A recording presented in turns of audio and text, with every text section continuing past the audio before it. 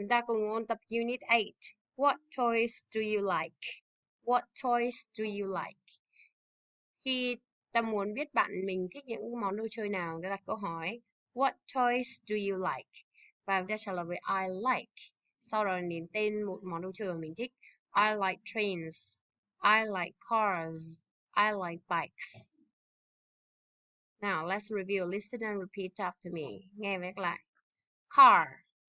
Car. A red car. Bike. Bike. Bike. This bike is blue and yellow.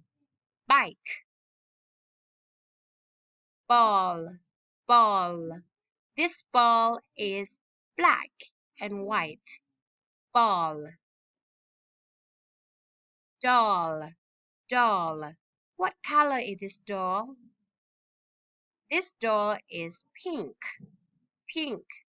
A pink doll. Doll. Teddy bear. Teddy bear. A brown bear. A brown bear. Teddy bear. Kite. Kite. This kite is yellow, blue, green, and red. Toy box. Toy box.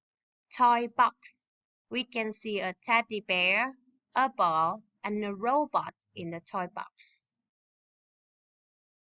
Train. Train. Train. Plane. Plane. Plane. Toys. Toys. Toys. Mouse. Mouse. Mouse. Mouth. Mouth. Mouth. This is my mouth. Letter M. Sound